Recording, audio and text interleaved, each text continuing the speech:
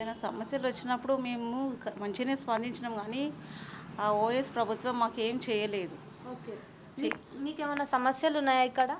సమస్యలు ఉన్నాయంటే ఇక్కడ డ్రైనేజ్ ప్రాబ్లం ఉంది. మళ్ళా మా మా సమస్యలు ఎన్నో ఉన్నాయి. వాటర్ ప్రాబ్లం ఉన్నది. మళ్ళీ స్ట్రీట్ లైట్స్ సరిగ్గా లేవు.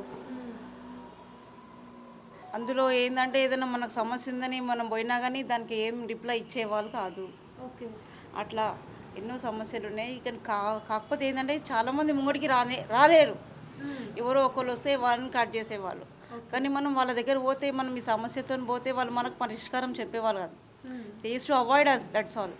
మరి ఇప్పుడు ఎవరు గెలవాలనుకుంటున్నారు? మాధవి మాధవి లత గారే గెలవాలి. ఎందుకంటే తనకు తెలుసు, తన డోర్ టు డోర్ ఆమె చేస్తుంది కదా, ఆమె కష్టపడుతుంది కాబట్టి తననే నిలబడుతుంది కాబట్టి ఆమెను గెలవాలని మనస్ఫూర్తిగా కోరుకుంటున్నాం.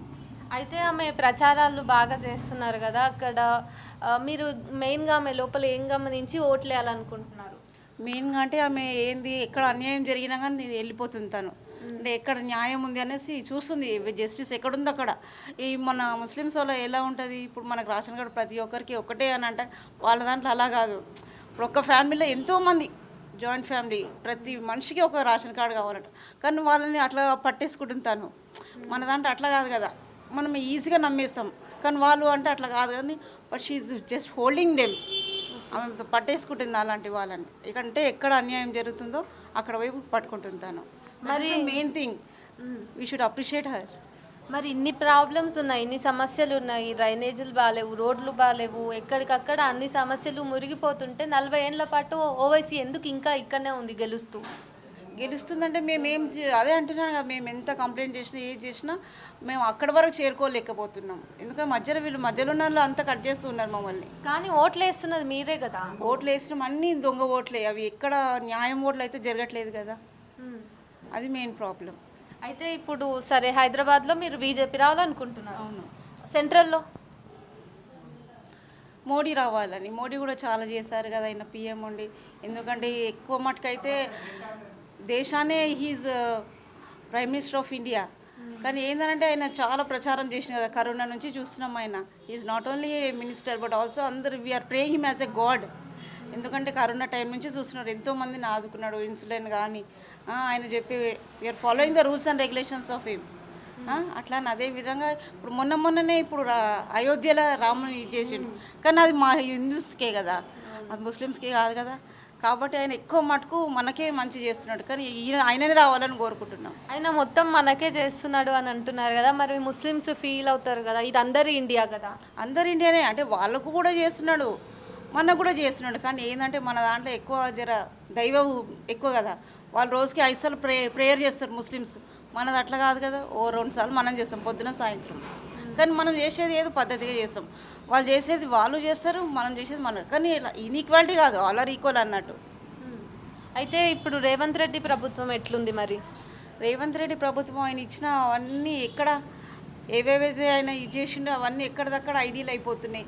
500 గ్యాస్ అన్నాడు, ఎవరికి వచ్చిందమ్మా గ్యాస్? ఎవరికి రాలేదు. మన గృహలక్ష్మి అన్నాడు, అది ఎవరికి వచ్చింది? అది ఎవరికి రాలేదు. మళ్ళీ పెన్షన్ అన్నాడు, 4000 ఇస్తాడు, అది ఎవరికి వచ్చింది? ఎవరికి రాలేదు. కానీ మధ్యలో చాలామంది సఫర్ అవుతున్నాడు. మళ్ళీ ఇప్పుడు ఇంటింటికి కళ్యాణ లక్ష్మి అన్నాడు, అది ఆపేసిండు కదా. మధ్యలో ఎవరు మిడిల్ క్లాస్ ఫ్యామిలీ వాళ్ళే సఫర్ అవుతున్నారు. ఆయన ఏంది ఎలక్ట్ అయ్యిండు, ఆయన పవర్స్ ఆయనకు వచ్చినాయి, is very happy. But is not doing anything for the people.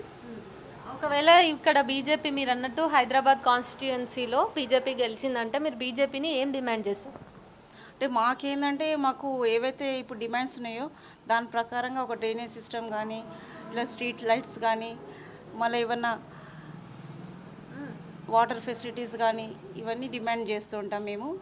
అట్లా మీకు హోప్ ఉంది అయితే? హోప్ ఉంది తప్పకుండా. Thank you. Thank you ma'am. BC ప్రభుత్వం ఇన్ని రోజులు ఉంది కదా, ఇన్ని రోజులు మీకున్న సమస్యలు ఏంటి ముఖ్యంగా? ఇక మాకున్నాయి అంటే రోడ్లు బాగలేవు, నల్లలు, కరెంటు బిల్ ఎక్కువ వచ్చేస్తుంది ఈ మధ్య, గ్యాస్ అవి ఇవి అన్నారు, ఏవి లేవు మాకైతే. ఇక ఇప్పుడు ఈమెను గెలిపించుకోవాలని చూస్తున్నాం మాధవిలద్దని. వచ్చేస్తుంది ఆమెనైతే. మీకు ఎందుకు అంత నమ్మకంగా ఉన్నా? ఆమెను చూస్తుంటేనే మాకు టీవీలో ఫోన్లలో చూస్తుంటేనే ఆమె తిరగడము, ఆమె చెయ్యడము చాలా బాగుంది ఆమెదైతే, ప్రచారం అనేది నచ్చింది చాలా. ప్రచారం చేస్తున్నంత జోరుగా పాలన కూడా చేస్తుందనే నమ్మకం. చేస్తుంది, ఖచ్చితంగా చేస్తుంది. మాకైతే అట్లా అనిపిస్తుంది ఆమెను చూస్తుంటే. చేస్తుంది, ఓకే. ఓకే చేస్తుంది, తప్పకుండా చేస్తుంది. మరి 40 ఏళ్ళ నుంచి ఉన్న ఓవైసీని మీరు ఎందుకు ఓడించలేకపోయినారు?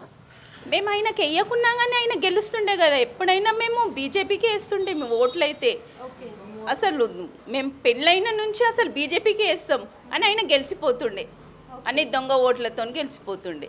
అసలు ఆయనకు ఒక్కసారి కూడా వేయలేం మేము ఓటు, అయినా కానీ గెలిచిపోతుండే ఆయన. అయితే హిందువులు ఎంతమంది ఉన్నారో దగ్గర దగ్గర ముస్లింలు, వీళ్ళు రెండు మతాల ప్రజలకి మధ్య ఎక్కువ డిఫరెన్స్ కూడా లేదు. అయినా కానీ ఓవైసీఏ గెలుస్తుంది కదా.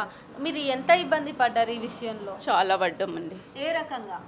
ఇక ఆయన గెలిచినా కానీ మాకేం చేయలేడు కదా, ఏం చేయలేడు అసలు. వచ్చి ఎప్పుడన్నా ఇప్పుడు ఈమెనన్నా తిరిగింది, ఇప్పుడు కొత్తగా వచ్చిన మాధవిలత ఇప్పుడన్నా తిరిగింది. వాళ్ళైతే అసలు ఒక్కసారి కూడా మా దగ్గరికి రాలేరు. డోర్ టు డోర్స్ రాలేరు, అసలు రానేలేరు. మేము వాళ్ళని కూడా చూడలేము. ఆ టీవీలలో చూసింది తప్ప కానీ మా ముంగటికి మాత్రం రాలేరు, మేము చూడలేము వాళ్ళని. ఓకే. సో బీజేపీ వస్తే మీరు ఒక గృహిణిగా వాళ్ళని మాకు ఇది కావాలంటే ఏం అడుగుతారు ముఖ్యంగా?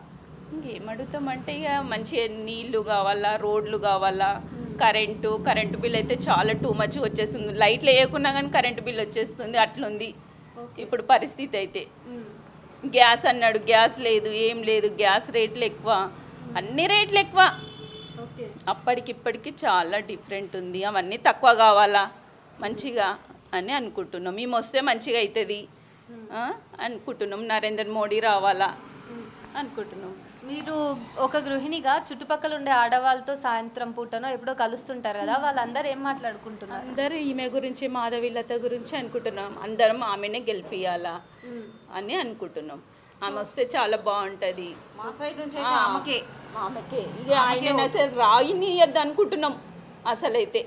అట్లుంది. ఆమె డోర్ టు డోర్ చేస్తుంది కదా, యాంకరింగ్ చేస్తుంది డోర్ టు డోర్. కానీ వాళ్ళైతే మనుషులు ముంగట కనిపిస్తూనే లేరు. అంటే దీన్ని బట్టి మనకి ఏమర్థం అవుతుంది, అన్ని దొంగ రావాలా అన్నట్టుగా మాది. అసలు మేము వెయ్యనయ్యం వాళ్ళ ఓట్లు కానీ వాళ్ళు వచ్చేస్తుంటారు. అన్ని దొంగ ఓట్లతో వచ్చేస్తుంటే ఇప్పటిదాకా వచ్చింది. ఇంకెన్ని సంవత్సరాలు, ఇంకెన్ని రోజులు ఇదే ఓల్డ్ సిటీ ఇట్లనే ఉండడం అయిపోతుంది. అయితే ఇప్పుడు ఇక్కడ ఓల్డ్ సిటీలో మీరు సాయంత్రాలు బయటికి వెళ్ళినప్పుడు కానీ రాత్రులు బయటికి వెళ్ళాల్సి వచ్చినప్పుడు కానీ ఏమైనా ఇబ్బందులు ఎదుర్కొన్నారా? ఈ ఇబ్బందులు అయితే ఏం లేవనుకో, మామూలుగానే. ఏ నైట్ అయినా రావచ్చు, ఏ నైట్ అయినా పోవచ్చు, దానికైతే ఏం ప్రాబ్లం లేదనుకో. అయితే హిందూ ముస్లిం గొడవలు ఎక్కువ జరుగుతూ ఉంటాయి అనేసి అంటారు ఓల్డ్ సిటీ అంటే. మీరు అట్లాంటి గొడవలు ఏమైనా చూసిండ్రా? అప్పుడు చూసినాం కానీ ఇప్పుడైతే ఏం లేవనుకో అట్లాంటి గొడవలు. మన పండుగలప్పుడు ఏదో గొడవ తీయాలనే చూస్తుంటారు. మన ఉగాది కానీ శ్రీరామనవమి కానీ ఈ ముస్లిమ్స్ వాళ్ళు ఏదో ఒక గొడవ తీయాలని చూస్తుంటారు. కానీ ఇప్పుడైతే ఏం అవుతలేమనుకో. అవి వాళ్ళు కూడా కొంచెం కలిసిపోతుర్రు మన దాంట్లో లాగా. కానీ కొంచెం పార్షాలిటీ చూపిస్తారు. ఇప్పుడు వాటర్ చూడండి, మన ఫెస్టివల్స్కి వస్తేనేమో వాటర్ సరిగ్గా ఇవ్వరు. అదే రంజాన్ మొన్న దాకా రంజాన్ ఉండింది కదా, 45 days వాళ్ళది ఫాస్టింగ్. అప్పుడు డైలీ ఒక 10 వరకు వాటర్ వచ్చేది. మన ఉగాది రోజు చూడు వాటరే లేదు, 1 hour 2 hours. అట్లా పార్షాలిటీ. అది ఎందుకు ఉండాలి? అందరూ సమానం, ఆల్ ఆర్ ఈక్వల్ అన్నప్పుడు ఈక్వాలిటీ చూడాలి కదా. అట్లా లేదు, డిఫరెన్స్ అక్కడనే చూడు, అట్లా ఉంటుంది. ఏమైనా కానీ మాధవిలత వస్తుంది చాలా ఖచ్చితంగా అనుకుంటున్నాం. మేమైతే రావాలని కోరుకుంటున్నాం. Thank you. ఓల్డ్ సిటీలో కంచుకోటగా ఓవైసీ పెట్టుకుంది కదా ఓల్డ్ సిటీని. ఈసారి మాత్రం ఎవరు గెలిచే ఛాన్స్ ఉంది? మాధవిలత గెలిచే ఛాన్సెస్ ఉన్నాయి. ఎందుకంటే ఎప్పుడు వాళ్ళు ఎందుకు గెలుస్తారంటే ఫోకస్ ఓట్లు వేసుకోంలా. ఇప్పుడు మాకేందంటే ఇప్పుడు ఈ ఓట్లు పోయినాయి కాబట్టి మాకు ఒకటి అదొక నమ్మకం అయిపోయింది. ఇంకోటి ఇంకా ఇక్కడ 40 ఏళ్ళ సంది ఉండు కానీ ఇక్కడ రోడ్లు ఏం బాగలేవు. ఇప్పుడు మా ఇంటి ముంగటనే 40 ఏళ్ళ వాళ్ళకి మొరో అని మొత్తుకుంటున్నాం. అవే డెనిస్.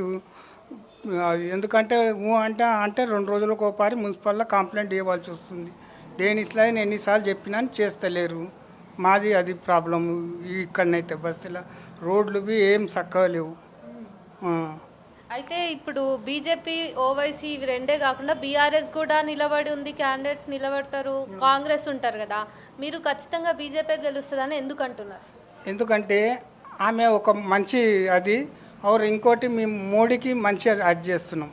ఎందుకంటే రేపు వచ్చే సెంటర్లో మోడీ గవర్నమెంట్ కాబట్టి రేపు మాకు ఏమైనా అక్కడి నుంచి ఏమైనా నిధులు ఇట్లా వస్తాయని మాకు ఒకటి అది. ఓకే, ఖచ్చితంగా బీజేపీ గెలుస్తుంది అంటున్నారు. ఓ, 40 ఏళ్ళ నుంచి మీకు వచ్చిన సమస్యలు మరి మీరు ఎవరిని ప్రశ్నించేవాళ్ళు? పోయి చెప్పినా అని వాళ్ళకు ఎమ్మెల్యేలకు చెప్పినాము, కౌన్సిలర్లకు చెప్పినా అని ఎవరు పట్టించుకుంటూ లేరు వాళ్ళు. ఓకే, ఇప్పటి వరకు ఏం పట్టించుకునేది లేదు ఇక్కడ. ఇప్పుడు మాధవిలత గెలిచినా కానీ ఇక్కడ ఎమ్మెల్యేగా ఉన్నది కూడా ఓవైసీ వాళ్ళే కదా, మరి మీకు అయినా న్యాయం జరుగుతుంది అని ఎట్లా అనుకుంటున్నారు? మాకు ఇప్పుడు ఇప్పుడు ఎంపీ గెలిచింది అనుకో సెంటర్ ఫండ్ వస్తుంది కదమ్మా. అంటే ఇప్పుడు మళ్ళీ సెంట్రల్లో కూడా బీజేపీయే గెలుస్తుంది. నరేందర్ మోడీ గెలుస్తుండు, 400 సీట్ల మీద పక్కా గెలుస్తుండు. మీకు 10 ఏళ్ళ నరేంద్ర మోదీ పాలన ఎట్లా అనిపించింది? చాలా బాగుందమ్మా, ఈ స్కీమ్లు మంచిగా ఉన్నాయి.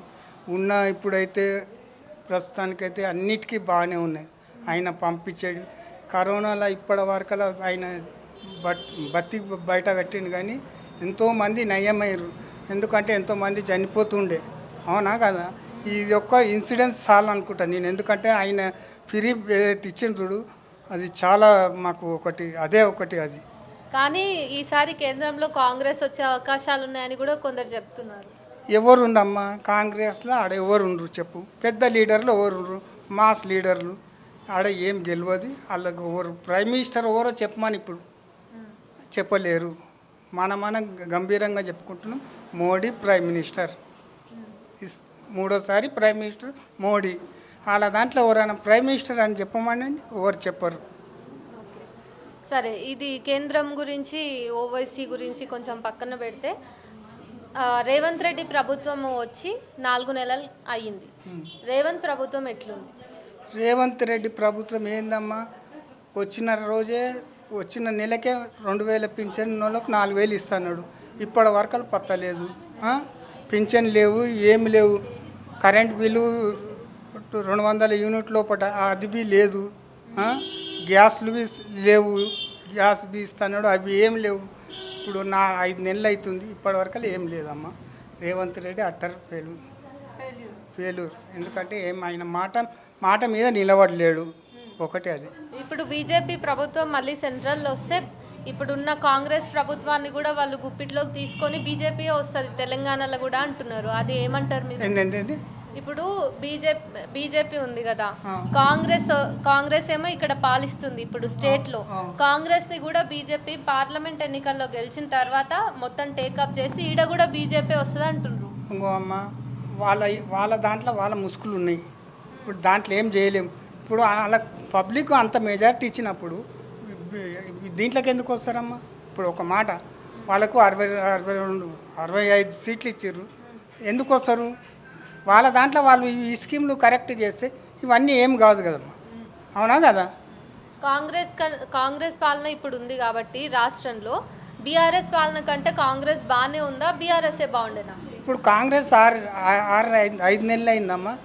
ఇప్పటివరకు వాళ్ళది ఇంకేం అనేది తేల్తలేదు. ఎందుకంటే ఎలక్షన్ కోడ్ వచ్చింది, ఇంకేం చేయలేరు. అది ఒకటి ఉందమ్మా. ఎందుకంటే బీఆర్ఎస్ చేసింది కొన్ని.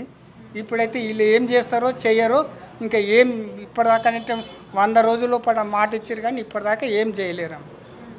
ఓకే, అయితే 40 ఏళ్ళ నుంచి గెలుస్తున్న ఓవైసీ పార్టీయే మళ్ళీ కూడా రాకుండా మేము చూస్తామని బీజేపీ వాళ్ళు స్ట్రాంగ్గా ఉన్నారు. కానీ మరి అంత కంచుకోటను కూలగొట్టి బీజేపీ జెండా ఎగరేస్తుంది అనే దానికి మీకు ఎట్లా నమ్మకం వస్తుంది? అదే అంటే చెప్తున్నా కదమ్మా, ఏది 5,40,000 ఓట్లు తీసిరు చూడు, అది ఒకటి మాకు భరోసా అమ్మ. ఎందుకంటే ఆ ఓట్లు తీసేసినందుకు వాళ్ళు గుద్దుకోనికే ఛాన్సెస్ లేవు, ఉన్న ఓట్లే వేసుకోవాల్సి వస్తుంది. ఇంకోటి వాళ్ళ పోలింగ్ బూత్లలో పోయి వాళ్ళు మొత్తం పోలీసు వాళ్ళు అదే 3-4 గంటలకు పోయి మొత్తం క్యాప్చరింగ్ చేస్తుండే. ఇప్పుడు అట్లా లేదు, సెంటర్ ఫోర్స్ వస్తుంది, ప్రతి బూత్లో సెంటర్ ఫోర్స్ ఉంటుంది. కావున దీన్ని బట్టి చూస్తే ఏం అది కాదు. ప్రతి బూత్కు సీసీ కెమెరాలు పెట్టమంటే మాధవిలత సెంట్రల్ ఎలక్షన్ కమిషనర్కు చెప్పింది. దాని దుక్కలి మాకు ఒక నమ్మకం అయితే ఉన్నది, మాధవిలత గెలుస్తుందంటే. Thank you sir.